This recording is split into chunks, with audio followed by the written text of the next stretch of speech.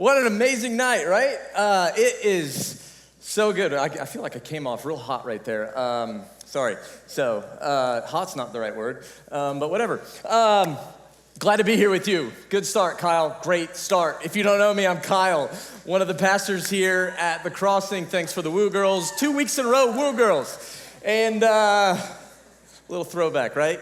And I couldn't be more excited to be with you here at The Crossing, kind of back in our space, in our church. And I want you to do something with me for a second. I want you to pull out this card, open that Daniel book, and I want you to pull out this card. And the reason I want to do this is because I think sometimes it's easy to skip over these things, but what I want you to do is I want you to flip this card over, and I want you to look at these words with me, because we wrote this because we believe that this is true. Some of you, this is your first time at Veritas, and you're kind of wondering, like, what the heck is this place that has a hot dog truck and a mini golf course and, you know, all the things that are, what is this thing, right? It's a great question. Veritas, it just means truth in Latin. It's Latin for truth, but as you can see, for us, for so many of us, it's so much more than that. Yeah, Veritas is a place. It's a space that we get to gather. We're thankful to have a space where hundreds of us can come together and gather on Tuesday nights here at The Crossing, here at our church. But it's more than a space. It's a group of people. If you stick around long enough at all, you'll realize we're kind of messy people. And by that, I mean we're imperfect people. We're people who haven't figured it all out. We're people who have questions and doubts and insecurities and fears and make mistakes and failures. We're people who want to be known and know others. But it's also more than that. It's an opportunity. Veritas it's an opportunity. It's a chance to worship. It's a chance to connect. It's a chance to learn about Jesus, to learn about ourselves, to learn about God's purposes for our lives. And in this next sentence that we wrote, we say this all the time. Whether you've been following Jesus for a long time or aren't sure what you believe about Jesus, we think you're going to like it here. We think you'll like it here. And even more than that, we think that you belong here. And just like all the people in our church said, you belong here. Just like you saw out in the parking lot, you belong here. You're going to hear us say it over and over and over again. And it's not a cliche phrase. It's not just some tagline that it seems like everybody says nowadays, but it's true. I really mean it. Nick said it earlier, you being here tonight, it's not an accident. I believe that God brought you here, that God wanted you specifically, God wanted you here tonight. I don't know why, but I believe that God wanted you here, that He brought you here for a reason.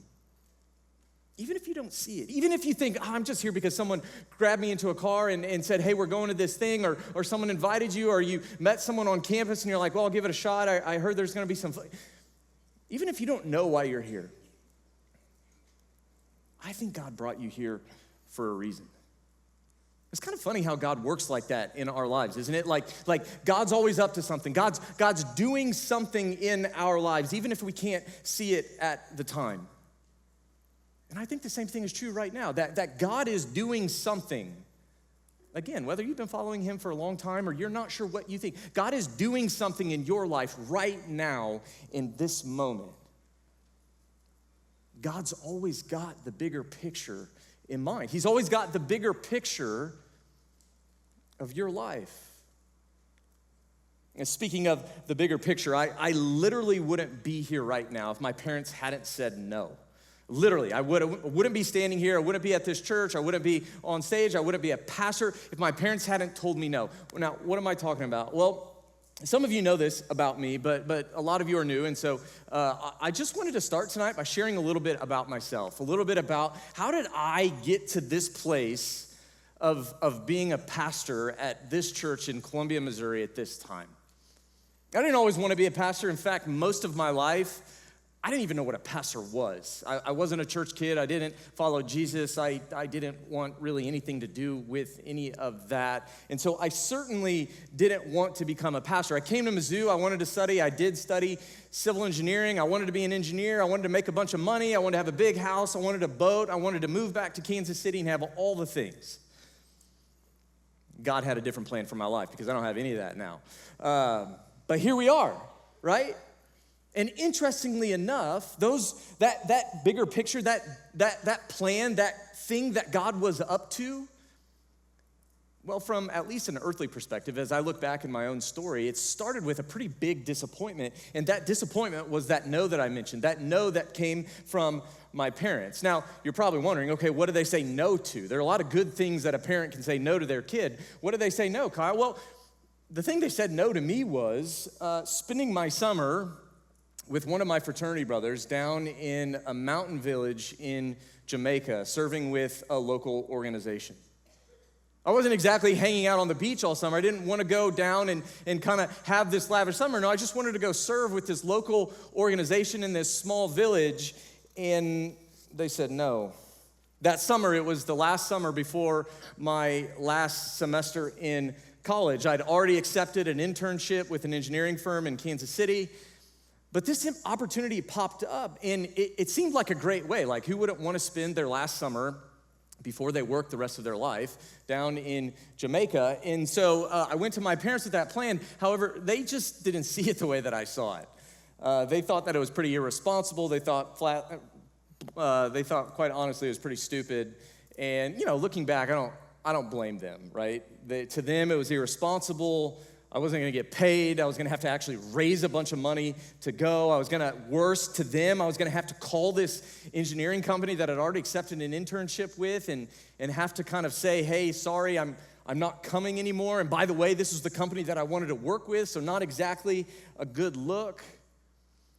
And for whatever reason, though, and now I can look back and I can see God's hand in it all, but back then I didn't know, other than I just was kind of stubborn and I wasn't ready to give up. And so what did I do? I called the engineering firm and I said, okay, hey, this is crazy.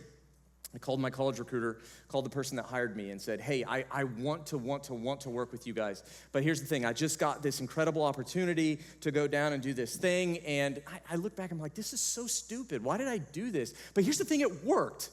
I'm in this conversation, and she's like, yeah, that sounds amazing. You should go do that. And I'm like, yeah, but I still want to work with you. And she's like, yeah, it's probably fine. No big deal. Well, I'm sure we'll hire you. I was like, this is amazing, right? Like, problem solved. I'll go to my parents, tell them the great news, which is exactly what I did, but they said, yeah, no. They dug in. And at the time, I was so mad, unbelievably mad. I was hurt. I was disappointed. It took me a long time to get over. But here's the crazy thing.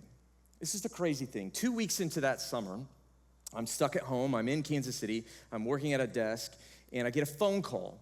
And it's from a guy that I had worked with on a job site in Texas the summer before. And he said, hey, it just so happens that, he knew I was from Missouri. He said, it just so happens that I'm on a job this year up in Missouri. He said, you wouldn't by chance still be in Missouri? I'm like, yeah, you literally called Kansas City. I'm in Missouri. And he said, well, it just so happens, you go to Mizzou, right? It just so happens this job is like 30 minutes away from Columbia.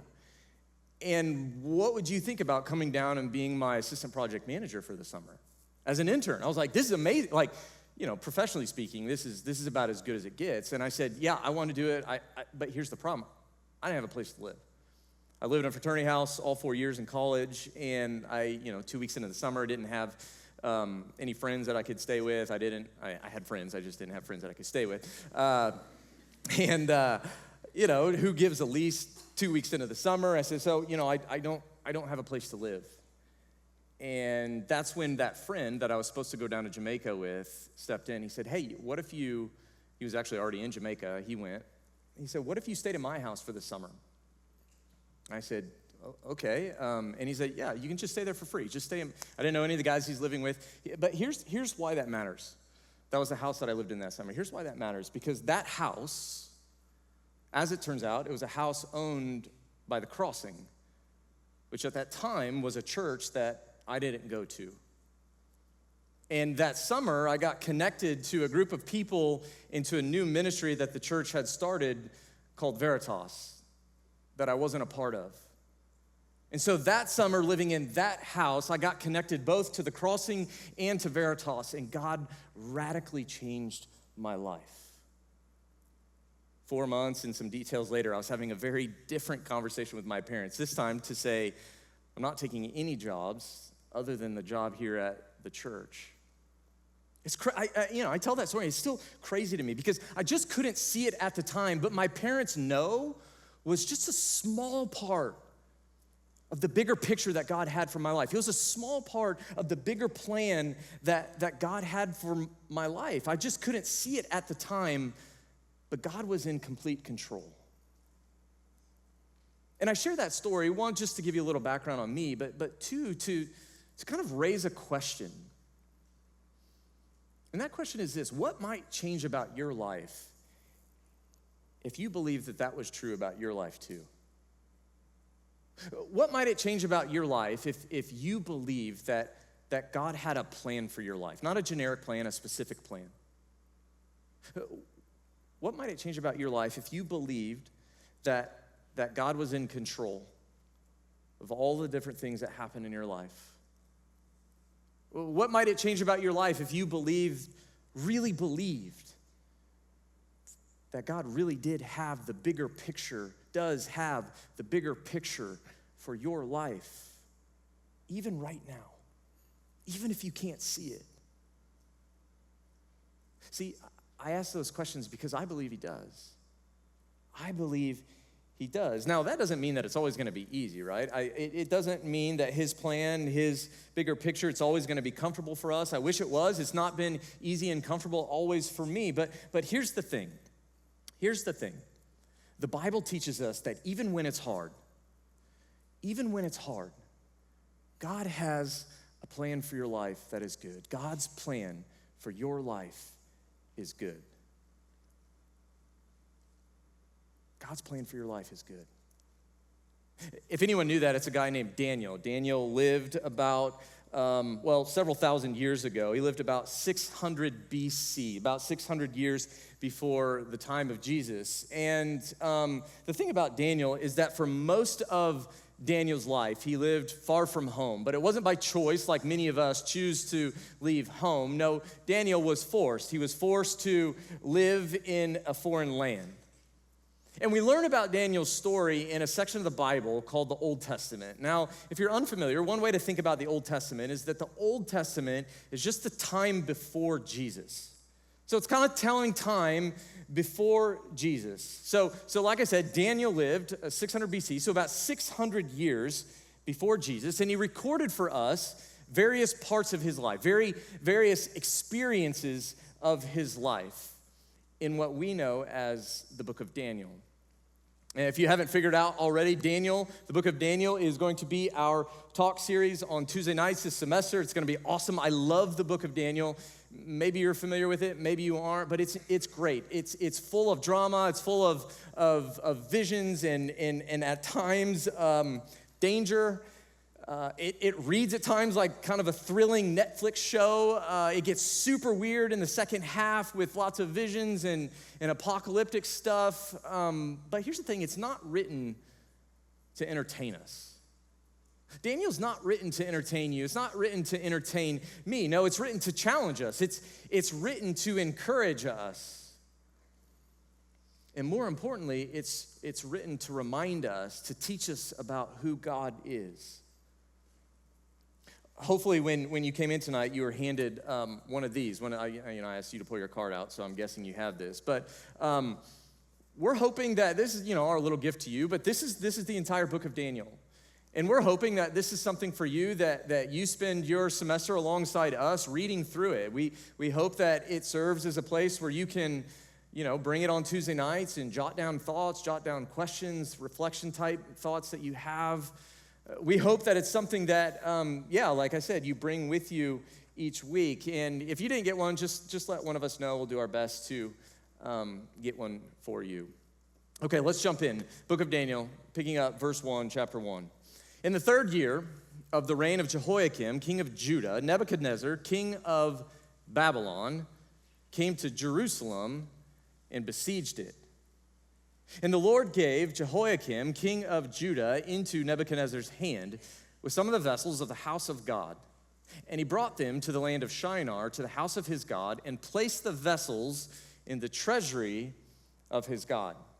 Now, I'm going to pause because this is so disconnected from our life that it's worth kind of pointing out some things. It's worth highlighting some things. And the first is Jehoiakim here. Jehoiakim, who's that? Well, what we're told is that Jehoiakim is the king of Judah. Now, there's some backstory here, so let me give you just a really quick summary of the kingdom of Judah. So, in the Old Testament, God's people used to be one nation. One nation. All God's people, and that one nation was called Israel. But the thing about Israel is that they didn't always do what God told them to do. They disobeyed constantly. They didn't listen. They kind of went their own way. And because of their disobedience, Israel, it splits into two different kingdoms, okay? And so here's a map showing kind of the two different kingdoms. There's a kingdom of, it's confusing because one stays Israel, but, just go with it. So the northern kingdom is the kingdom of Israel. The southern kingdom is the kingdom of Judah. Jehoiakim is the king of the kingdom of Judah. And the thing to know about Jehoiakim is that he's not a very good dude, right? He doesn't follow God. He doesn't do what God says. He doesn't trust God. He does bad things. He goes against God's will. And so what happens is that God allows, go back to verse 2, notice it says, the Lord gave. It's kind of interesting, right? That there's a bigger picture. It might seem like this king was just defeated by this other king, but notice it says the Lord gave. God allows Jehoiakim to be given into Nebuchadnezzar's hand. He allows this king of Babylon, this foreign land, to come in, to invade, to overthrow Jehoiakim.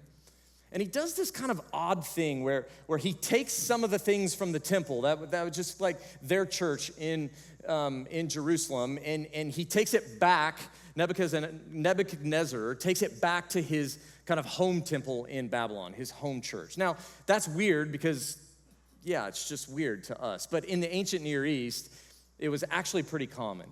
It was common for the king of a conquering nation to take something, usually an idol that kind of represented the chief god of this defeated nation, back to his home church. So that's what's happening. Nebuchadnezzar comes in, he takes something from this church of Jehoiakim, and he takes it back to his church. That's what he's doing. But he doesn't just take things, he takes people.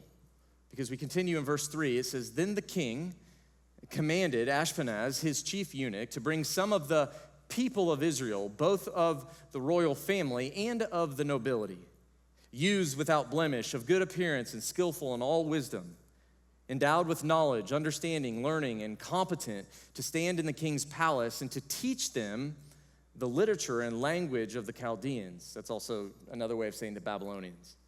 The king assigned to them a daily portion of the food that the king ate and of the wine that he drank. They were to be educated for 3 years, and at the end of that time, they were to stand before the king. So again, let me recap, because not only did Nebuchadnezzar take things, he takes people. He takes the kind of Israelite nobility. He takes from the Israelite nobility, and he takes them back to Babylon. And notice that Daniel, it tells us why, because we're kind of wondering, like, why would you do that? Well, just to summarize verse 4 and 5, what we see is he did it to teach them the literature and language of the Babylonians for 3 years. In other words, he takes these Israelites and he puts them through Babylon University.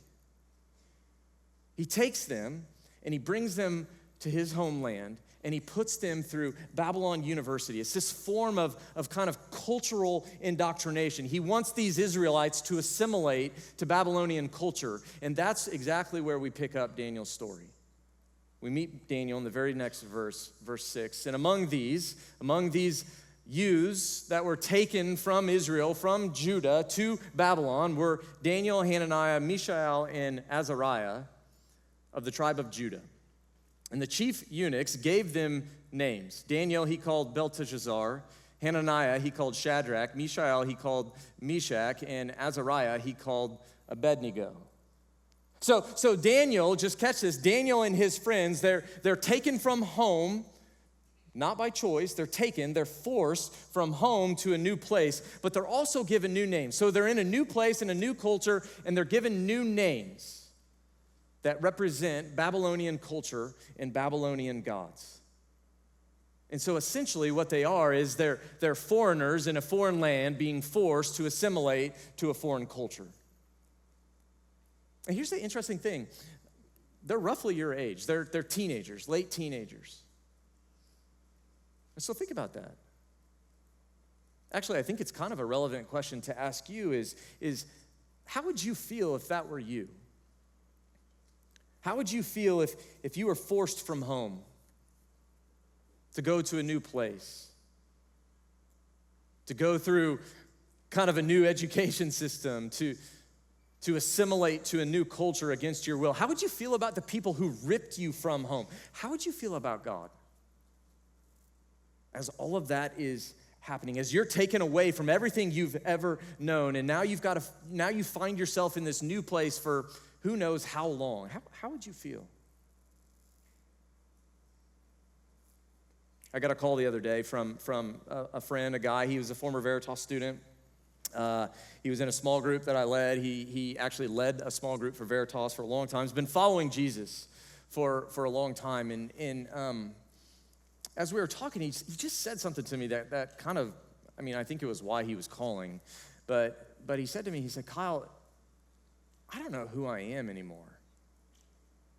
I don't know who I am anymore. He was telling me all about his life and all the new things. His life had changed pretty drastically. He was in a new job in a new place, trying to make new friends for the second time in less than a year. And so he's away from home. He's away from friends. He feels disconnected, disoriented. He's facing all these different pressures and experiences. And he's just kind of asking me, he's saying, look, I don't know who I am. Now, I don't think he was having an existential crisis. I don't think he meant that question with kind of an existential sense. I think what he was trying to wrestle with, what he was trying to articulate to me is he was trying to figure out who he wants to be. Who he wants to be, how he wants to live in this new place that he found himself in. And I could tell that, he was really struggling with those questions. I wonder if you've ever been in a situation where you've had to ask yourself those questions. Who am I? Who do I want to be? How do I want to live? My guess is, of course you have, right? Because all of us have been in situations, in settings where we feel disconnected, where we feel disoriented, where we're kind of away from home or away from outside of our comfort zone. Honestly, maybe some of you feel like that exactly right now. You're new to Columbia, away from home, or you're new to Veritas. Maybe you're new, someone said this earlier, you're new to being inside of a church. And it feels kind of strange. It's disorienting. You're trying to figure out what this is. Maybe you're new to a friend group, or maybe you're new to a university or a degree program or a team. I don't know. If it's not those things, it's some other thing, right? And see, what I'm trying to get us to realize is that though our circumstances are different, we can relate a lot to Daniel and those three friends. They too struggled. They too had questions. But the question that I have that I think we should have for them is, okay, but what did they do? What did they do? Well, this is what we read in verse 8. But Daniel, he resolved that he would not defile himself with the king's food or with the wine that the king drank. Therefore, he asked the chief of the eunuchs to allow him not to defile himself. Remember, part of the Babylon University was that he would be given food from the king's table. He would be given wine from the king's table. And I think it's interesting as you read through Daniel chapter 1, you see that up to this point, Daniel and his friends, they hadn't protested this exile. They hadn't protested, at least that we can tell, they hadn't protested their experience of being in Babylon up to that point. Because they don't protest being forced into a Babylonian education, at least not that we know. They don't protest being forced into Babylonian politics, being a part of the king's court. They don't protest even being given new names, Babylonian names that represented Babylonian culture. And their Jewish names represented their Jewish God. And they're given new names that represent new gods. They don't even protest that. No, this is the thing, though. This is where they draw the line in the sand. This is the thing. They won't eat the king's food. They won't drink the king's wine. I'm sure it was good, probably the best. Why wouldn't they do it? Why wouldn't they eat? Why wouldn't they drink from the king's table? Well, it's because eating the king's food and drinking the king's wine, it was a way, at least back then, of declaring dependence on the king. It was an expression of loyalty and allegiance. See, it was one thing to kind of take on, to learn a new culture, take on a new job, be given a new name, but it was a completely different thing, at least for Daniel and his friends, to declare allegiance to a new king. See, they'd already given their allegiance. They'd already pledged their loyalty.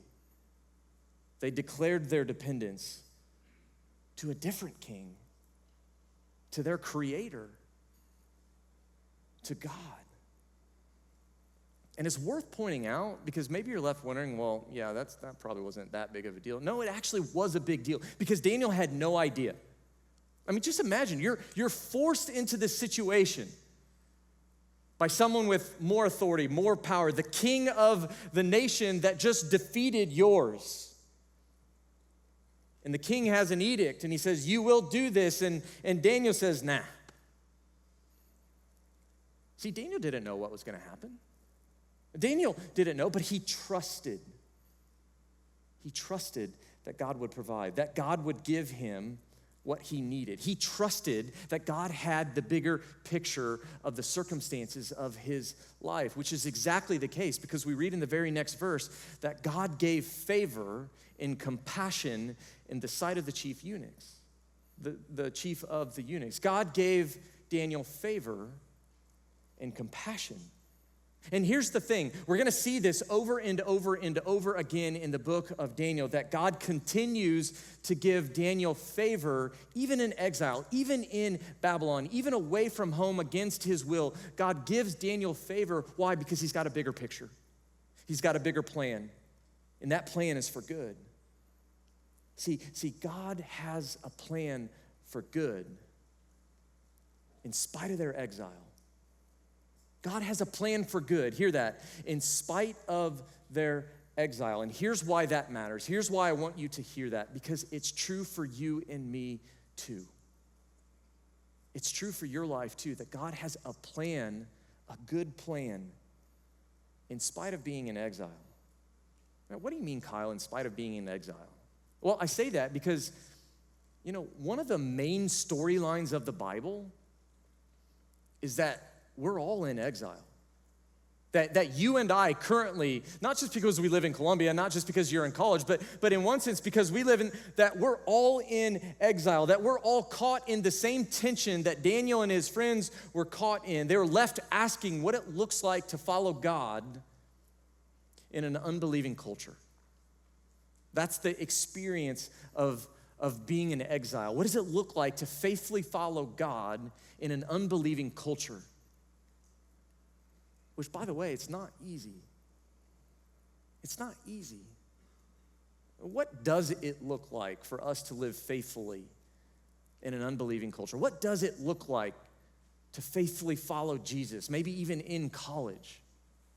There are a lot of things that I could say. There are a lot of things that we could talk about. I want to show you, we asked our friend Jordan to kind of share some of his story about what that means to him. So let's watch this. Yeah, I would say I became a Christian just a few years ago, but my connection with God wasn't the greatest. I believed in a God. I grew up with that kind of background, but at the time just wasn't really close and connected with him, and my priorities were elsewhere. I think the pivoting point for me was when I was involved in all these different things, whether it was partying, drugs, alcohol, sex, whatever it may have been. Every time I would chase after that rush or feeling, it was there, but there was always some empty feeling afterwards with it that just never kept me fully satisfied. I had tried literally everything else up to this point to kind of give me that satisfaction or that feeling of being wanted or desired, And it always left me feeling short. And so I just took a leap of faith and decided, let's try something else. I originally thought becoming a Christian or like truly committing myself to God would make all those temptations go away, like just like that, like he'd fix that, and that was not the case. I think my urge to go out and party, do all that stuff, the past things that I had done was still there.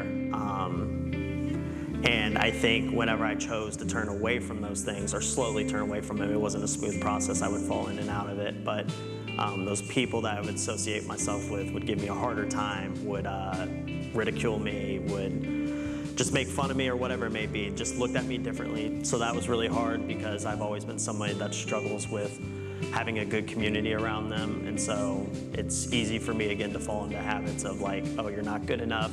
I think what helped was just remembering the simple promises that God has for us, including that, again, we're made in his image. He loves us no matter what we've done, which again, for me in particular is really good to know because I feel like I've done every bad thing there is to do out there. And so, and I think just having friends that reflect that love has been super helpful as well for me to come to them in times of need, in times of distress, whatever it may be. And I think the more vulnerable, again, you are with others around you, the more support they're able to give you along the way, because you're not called to do this alone in this process. Like, you need people around you to help you with whatever you're going through, the highs and the lows. And watching those people continuously show up for me has helped me turn away from those old ways a lot. There's gonna be bumps along the way. You're gonna feel like you're really on top of it some days, and then a week later you might feel like you're at your lowest point again. But I think it's worth it because, again, I'm someone who just always felt like there's something empty inside of me. And it wasn't until I grew in my faith, connected with God, connected with Christian community, where I felt like I was actually filling that emptiness. And I felt more complete. I felt like my true self. And so it's much easier said than done to do that. Like, there's a lot of steps along the way. It's gonna take a lot of effort and a lot of trials, but I do think it's absolutely worth it because in the end, you have a sense of fulfillment. You feel like you're truly alive in a world that just offers a lot of death, and I'm looking for something that can last long term. That's something that's gonna last for me for the rest of my life, so. I don't know, maybe you hear his story and you see a lot of your own story in his. I do. Maybe I share some of that at a later date. Maybe not, though. Maybe for you, your story is different. I don't know your story. But I know that one of the things that he said, it stuck with me. He said that, look, when I started to turn away from the things that were distracting me, when I started to turn away from the things that were, shouting for my loyalty and commanding my allegiance so that I could turn to God, by the way, that's a really imperfect process, isn't it?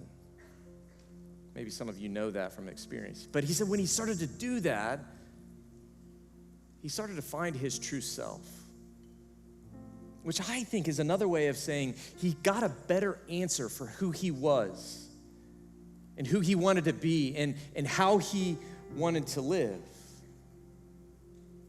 See, like I said, I don't know the specifics of your story. I don't know the specifics of your life, but I do know this. That God has the bigger picture. God has a plan for your life that's good. And because God has the bigger picture, because God has a plan that's good, even if you can't see it, what he wants from us is he wants us to trust him. It's hard. It's not easy. Following Jesus, especially in college, it's not easy. But just like Jordan said, it's so worth it. It's so worth it. I want to leave you tonight. Maybe grab that journal if you haven't gotten it out yet. I want to leave you with a reflection question. Here's the question. What needs to change for you this semester to live faithfully in exile? I want you to think about that for a second. I don't know, maybe you think about it right now and you start writing some ideas down even as I'm talking. Maybe I'll create just a second for you to do that. What needs to change for you? What maybe to steal a metaphor, what's the king's food that you need to turn away from? What's the thing distracting you from following God? What's the thing that's saying, no, follow me instead, or give me your allegiance, or give me your loyalty? Like, what's the thing for you that's kind of pulling you away? That maybe even 2 weeks into college, you're already like, I gotta turn away from that thing because I see where it's headed, and it's not good. And you know who is good? It's Jesus. So what needs to change? And it won't be overnight. It'll be over time. And that's what we get to do together this semester. We get to talk about these things. We get to talk about what it looks like to live faithfully for Jesus in college, in exile, in Babylon. We'll fill those things out the whole semester. We'll keep talking about it. Let me just pray for us as we kind of wrap this part of things up. Jesus, I thank you that we have a space to come and consider these questions. That we have a space to wrestle with who we are and who we want to be and who we want to give our allegiance to and pledge our loyalty to. And God, I just ask increasingly for myself and for my friends here tonight that our answer to those questions would be, we want to give our allegiance to you, King Jesus, no other king.